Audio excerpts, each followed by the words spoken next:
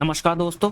Central government ने एक new pension scheme को लॉन्च किया है जिसका नाम है यूपीएस यानी कि यूनिफाइड पेंशन स्कीम। चलिए इसे बात करते हैं क्यों यूपीएस डिफरेंट है किससे, ओपीएस से, एनपीएस से। क्यों इसकी जरूरत पड़ी, क्यों सेंट्रल गवर्नमेंट को यूपीएस लाने की जरूरत पड़ी, इस पर चलिए बात करते हैं, विस्तार से समझते हैं।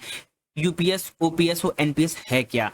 देखिए, ये कैबिनेट ने यानी कि सेंट्रल गवर्नमेंट ने सैटरडे को 24 अगस्त को ये अप्रूव किया है कि यूपीएस को लागू किया जाएगा यानी कि यूनिफाइड पेंशन स्कीम को लागू किया जाएगा। ये जो स्कीम है ये 1 अप्रैल 2025 से इसको लागू की जाएगी। देखिए इसको जरूरत क्यों पड़ी, देखिए इसको समझते हैं। सबसे पहले देखिए, नॉन बीजेपी गवर्नमेंट जो स्टेट हैं जैसे कि राजस्थान, हिमाचल प्रदेश, छत्तीसगढ़, पंजाब, यहाँ पे इन्होंने क्या किया था, यानी कि न्यू पेंशन स्कीम को लॉन्च किया था, यानी कि एनपीएस को लॉन्च फिर से अपने स्टेट में लागू कर दिया था, क्योंकि गवर्नमेंट ने पेंशन स्कीम को हटा दिया था, जिसके तहत नॉन बीजेपी स्टेट जैसे कि हिमाचल प्रदेश ने 2023 में एनपीएस को फिर से लागू किया, राजस्थान ने 2022 में फिर से लागू किया, छत्तीसगढ़ ने 2022 में, पंजाब ने 2022 में ये ओल्ड पेंशन स्कीम को फिर से लागू किया, यानी कि ओपीएस को यहाँ पे लागू किया गया है। ठीक, अब ओल्ड ओपीएस जो है वो बहुत पहले की है, यानी कि एनपीएस से भी पहले की ओपीएस है, इसको फिर से लागू कर दिया था नॉन बीजेपी स्टेट ने।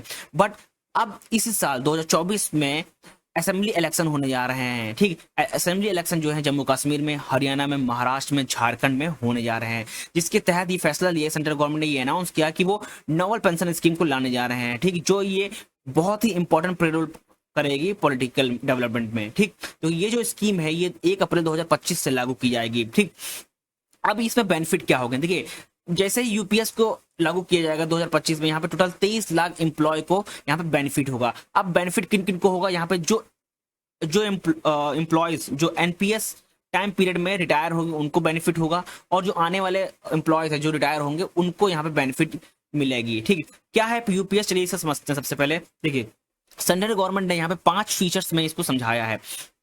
पहला कि एश्योर्ड पेंशन, यानी कि आपको 50% एम्प्लॉय की जो एवरेज बेस सैलरी है उसको मिलेगी अगर आप गवर्नमेंट में 25 साल पूरे कर लेते हैं, यानी 25 साल की सर्विस आप अगर पूरे कर लेते हैं तो आपकी जो 12 मंथ की जो सैलरी है उसकी एवरेज बेस सैलरी यानी 50% सैलरी आपको रिटायरमेंट के बाद ऐसा पेंशन के तौर पर मिलेगी। वहीं अगर आप मिनिमम 10 साल आप सर्विस कर लेते हैं, ठीक, गवर्नमेंट में, तो आपको पर मंथ 10,000 रुपीज पेंशन मिलेगी। प्लस यहाँ पे एक चीज और बात ध्यान रखी गई है, वो है इन्फ्लेशन इंडेक्स। ठीक, यानी कि अगर इन्फ्लेशन होगा, अगर मान लीजिए कि आप रिटायर हो रहे हैं 2026 में रिटायर हो रहे हैं, वहां पे जो इन्फ्लेशन रेट है उसका कुछ परसेंट होगा। ठीक, तो आपको अगर आप 10 साल पूरे कर लेते हैं तो आपको 10,000 पहले पर मंथ मिल रहा था, बट इन्फ्लेशन को देखते हुए ये अमाउंट 15,000 भी जा सकता है, यानी कि इन्फ्लेशन रेट को यहाँ पे ऐड किया जाएगा। ठीक, इन्फ्लेशन रेट के साथ भी आपको यहाँ पे इंक्लूड उसका पेंशन मिलेगी। ठीक, और थर्ड चीज यहाँ पे ध्यान दी गई है वो है फैमिली पेंशन, यानी कि अगर आप रिटायर, अगर आप डेथ हो जाती है, आपकी डेथ हो जाती है, ठीक, आपको पेंशन मिल रही, ठीक, अगर ठीक आप रिटायर आपकी डेथ हो जाती है तो बाकी बची हुई जो पेंशन है वो आपके फैमिली मेंबर को मिलेगी, जैसे कि आपकी वाइफ को या आपके हस्बैंड को या आपके जो चिल्ड्रन को, वो यहाँ पे आप पेंशन ले सकते हैं। ठीक, देखिए इन 5 बातों का ध्यान रखा गया। पहली कि आपको पेंशन मिलेगी अगर आप 25 साल पूरे कर लेते हैं, तो आपकी जो एवरेज सैलरी है 12 मंथ की उसकी 50% सैलरी आपको रिटायरमेंट के बाद मिलेगी। अगर आप 10 साल पूरे कर लेते हैं गवर्नमेंट की सर्विस में तो आपको मिनिमम 10,000 पर मंथ मिलेगा। प्लस यहाँ पे इन्फ्लेशन इंडेक्स को ध्यान रखते हुए, यानी कि अगर इन्फ्लेशन बढ़ रहा है तो आपकी पेंशन भी यहाँ पे बढ़ेगी।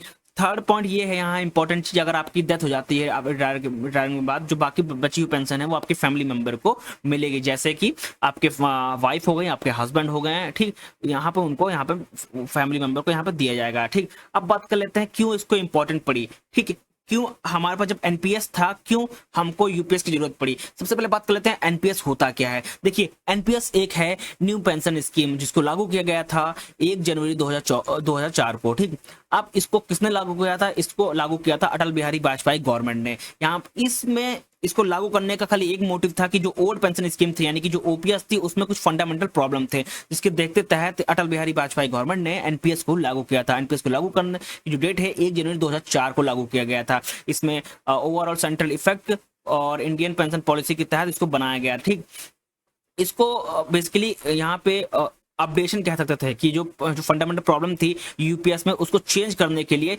इसको यहाँ पे लाया गया। अब जो एनपीएस था ये बेसिकली बोथ सेंटर गवर्नमेंट और स्टेट गवर्नमेंट के अंडर ही इसको देखते तहत उनसे उनसे वार्तालाप भी हुई थी, उनको देखते तहत यहाँ पे उसको बनाया गया था।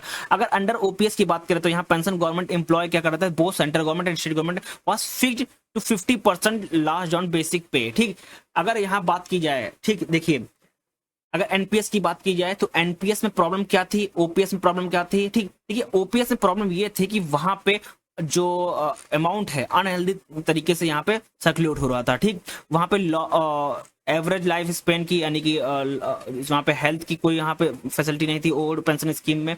ठीक, और बेटर हेल्थ के लिए, ठीक, और अच्छी पेंशन के लिए और सिक्योरिटी के लिए एनपीएस को लाया गया था 2004 में। ठीक, अब अगर आप डेटा की तरफ बात करें, डेटा का अगर हम गौर करें तो यहाँ पे सेंट्रल गवर्नमेंट और स्टेट गवर्नमेंट की अगर बात करें तो यहाँ पे डेटा 1990 से लेकर 1991 तक यहाँ पे सेंटर जो पेंशन बिल था वो टोटल कितना था, 3,272 करोड़ था। वहीं अगर सारे स्टेट को कवर कर लिया है, सारे स्टेट को मिला लिया है, तब बात किया तो यहाँ पे जो ओवरऑल जो अमाउंट था वो भी बहुत ही ज्यादा था। अगर वहीं 2020 और 2021 की बात की जाए, सेंट्रल गवर्नमेंट का सिर्फ बिल की बात की जाए तो वो 50 टाइम ज्यादा जंप कर गया, यानी कि 50 टाइम ज्यादा हो गया। कितना, 1,90,886 करोड़ हो गया। अगर वहीं सारे स्टेट को कवर करके बात की जाए डेटा की तो 125 टाइम सिर्फ पेंशन का अमाउंट यहाँ पे जुड़ गया, टोटल 3,86,000 एक अमाउंट बेसिकली यहाँ पे आ गया। बेसिकली बहुत ही बड़ा अमाउंट है। ठीक, जिसके देखते तहत ये गवर्नमेंट ने ये निकाला कि हम लोग अब यूपीएस को लेकर आएंगे। अब एनपीएस में क्या था वो सबसे पहले समझते हैं कि एनपीएस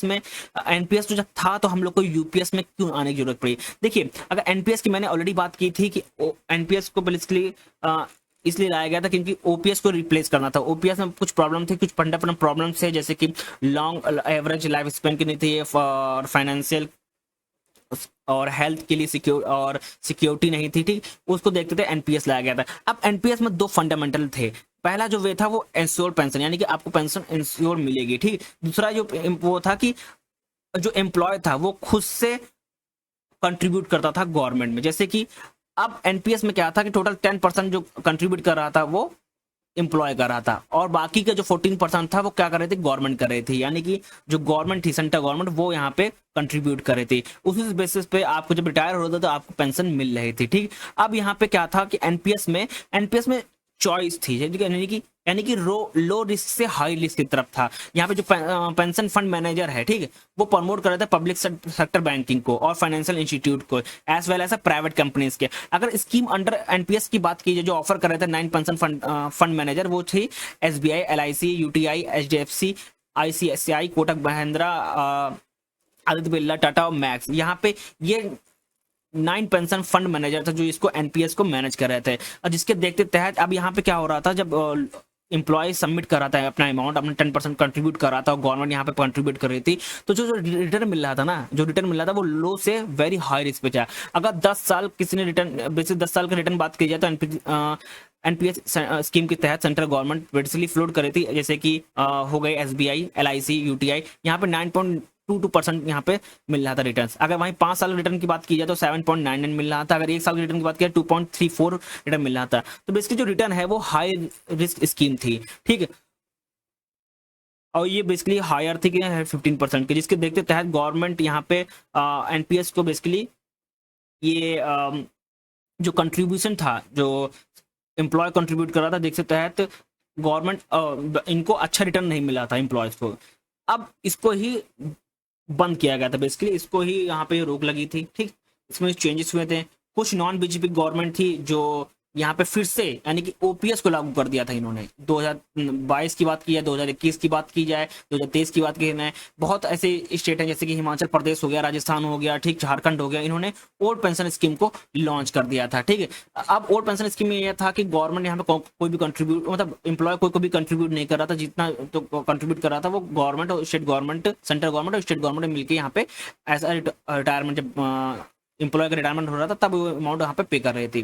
ठीक, अब उसी को यहाँ पे अपडेट किया गया। अपडेट ये क्या गया है कि अब जो गवर्नमेंट, यानी कि जो न्यू स्कीम आई है यूपीएस, इसमें क्या करेगा, तो जो गवर्नमेंट यहाँ पे कंट्रीब्यूट करेगी वो है 18.5% यहाँ पे कंट्रीब्यूट किया जाएगा। और बेसिकली अब यहाँ पे एक इंपॉर्टेंट ध्यान ये दिया गया है कि जो एम्प्लॉय एनपीसी के तहत रिटायर हो गया है, ठीक है, उनको भी यहाँ पे बेनिफिट मिलेगा। और गवर्नमेंट ने ये भी कहा है कि उनको चॉइस दी जाएगी, यानी कि वो एनपीएस में रहना चाहते हैं या यूपीएस में शिफ्ट होना चाहते हैं, या वो उनको एक ऑप्शन यहाँ पे प्रोवाइड किया जाएगा कि वो एनपीएस में रहना चाहते हैं या वो यूपीएस का बेनिफिट लेना चाहते हैं। यहाँ पे दोनों ऑप्शन यहाँ पे दिए जाएंगे, ठीक है। यहाँ पे पूरी तरह से मेंशन है कि उनको ओवरऑल पूरा का पूरा उनका चॉइस मिलेगी कि आप कहाँ पे रहना चाहते हैं, आप शिफ्ट होना चाहते हैं कि नहीं शिफ्ट होना, कि आप एनपीएस में ही रहना चाहते हैं। तो यहाँ पे एक लाइन लिखी हुई है, यहाँ पे employee can opt to remain under NPS और बेनिफिशियल टू देम, ठीक। अनलाइक बेनिफिशियल टू बेसिकली वो एनपीएस में रहना चाहते हैं, वो यूपीएस में आना चाहते हैं, ठीक। ये बेसिकली यहाँ इंपॉर्टेंट चीज है, ठीक। अब यूपीएस की जरूरत इसलिए पड़ी क्योंकि यहाँ पे बहुत ज्यादा इंश्योरेंस है। अगर आपकी डेथ हो जाती है तो आपका जो फैमिली को पेंशन मिलेगी, ठीक। जैसे कि आपके हस्बैंड और वाइफ को पेंशन मिलेगी, ठीक। एक चीज यहाँ पे इन्फ्लेशन इंडेक्स ध्यान दिया गया है कि अगर इन्फ्लेशन इंडेक्स हाई जाता है तो आपकी पेंशन भी इंक्रीज होगी। तो ये भी एक चीज यहाँ पे है कि 90% case it will be better to go into a UPS. यहाँ पे गवर्नमेंट ने ये भी बताया कि जो एनपीएस स्कीम में जो एम्प्लॉयज हैं उनको ये बताया गया कि आपको 99% आपको फायदा होगा, बेटर है यूपीएस में शिफ्ट होना, ठीक। आप एनपीएस छोड़ के यूपीएस में शिफ्ट होना। बट यहाँ पे गवर्नमेंट ने ये भी कहा है कि आप पे डिपेंड करता है कि आप एनपीएस में रहना चाहते हैं कि यूपीएस में शिफ्ट होना चाहते हैं। अब बात कर लेते हैं कि क्या डिफरेंस है यूपीएस में ओपीएस में, ठीक। सबसे पहली चीज यहाँ पे आपको इंश्योर्ड पेंशन मिल रही है, ठीक। और दूसरी चीज यहाँ पे इंपॉर्टेंट ये है कि यहाँ पे आपको इन्फ्लेशन के इंडेक्स के साथ यहाँ पे आपको अच्छा रिटायरमेंट पैसा भी मिलेगा, आपकी जो पेंशन वो भी इंक्रीज होगी, ठीक। और यहाँ पे सिक्योरिटी है, यहाँ पे रिस्क नहीं है, आप यहाँ अच्छा रिटर्न्स मिलेगा, ठीक। पहले ओल्ड पेंशन स्कीम में ये थी कि जो रिटर्न्स था और प्रॉब्लम थी वहाँ पे अंडरफंड और हेल्थ रिलेटेड कोई इशू नहीं था वहाँ पे, ठीक। तो यहाँ पे जो यूपीएस में है यहाँ पे गवर्नमेंट कंट्रीब्यूट करेगी, ठीक। यहाँ बेसिकली 18.5% यहाँ पे कंट्रीब्यूट किया जाएगा, ये बहुत ही अच्छा है, ठीक। यहाँ पे स्ट्रक्चर ये है कि दोनों को बेनिफिट मिल पाएंगे आपको, यहाँ पे यूपीएस के साथ साथ प्लस एनपीएस का भी बेनिफिट मिल पाएगा, ठीक। और जो इसमें रिटायर हो गए एनपीएस में उनको भी यहाँ पे बेनिफिट मिलेगा, उन एम्प्लॉय को बेनिफिट मिलेगा जो 2004 के बाद यहाँ पे रिटायर हुए हैं, जो एनपीएस स्कीम में आते थे उनको भी यहाँ पे डायरेक्ट बेनिफिट मिलेगी। एक चीज और ध्यान दी गई है कि गवर्नमेंट ने ये पूछा है एम्प्लॉय से, तो आप या एनपीएस में रहना चाहते हैं या आप यूपीएस में शिफ्ट होना चाहते हैं, ये आप पे डिपेंड करती है, ठीक। ये भी बोला गया है कि यूपीएस बहुत बेटर है किससे, एनपीएस से। यहाँ पे बहुत सिक्योरिटी है, बहुत फीचर्स हैं यहाँ पे इन्फ्लेशन को ध्यान पे रखते हुए बनाया गया है। अगर आपकी डेथ हो जाती है तो आपकी पेंशन को आपके फैमिली को मिलेगी, ये भी चीज यहाँ पे ध्यान दी गई है, ठीक। थैंक यू एवरीवन, मिलते हैं नेक्स्ट वीडियो में।